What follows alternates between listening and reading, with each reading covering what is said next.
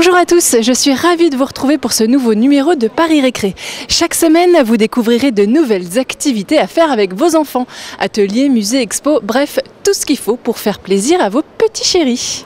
Aujourd'hui pour Paris Récré, nous nous trouvons dans le 3e arrondissement de Paris, devant le musée de la poupée où je vous emmène découvrir l'exposition Jouets de garçons, où vous découvrirez des jouets datant de la période de 1830 à la fin des années 1930. C'est parti! Nous sommes actuellement avec Monsieur Audin qui va nous expliquer un petit peu qu'est-ce qui se passe au musée de la poupée.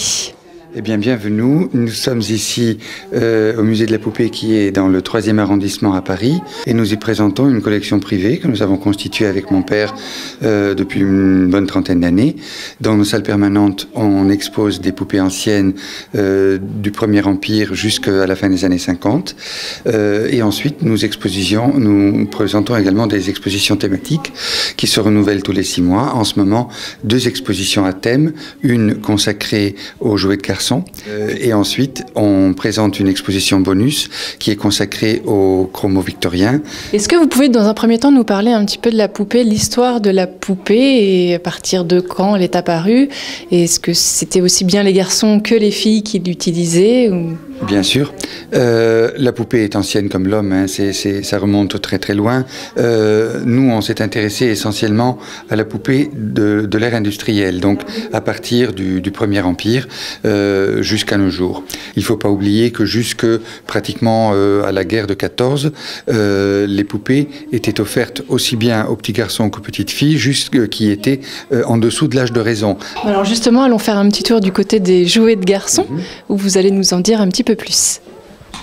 Eh bien, on débute l'exposition avec une vitrine consacrée aux représentations de l'enfant masculin à partir de sa naissance jusqu'à l'âge où ils partent à la guerre et qu'ils font leur service militaire.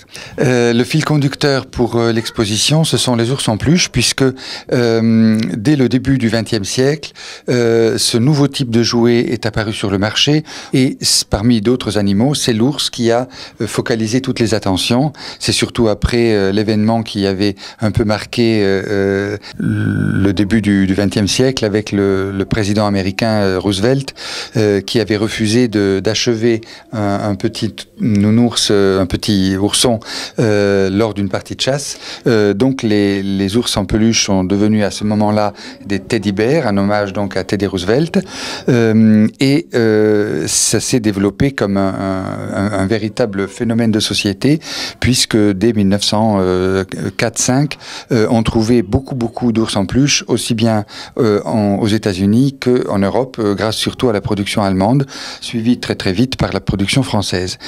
Paris Récré, c'est terminé, alors je vous donne rendez-vous la semaine prochaine pour de nouvelles activités pour vos enfants. Pom, pom, pom, pom, pom, pom, pom, pom.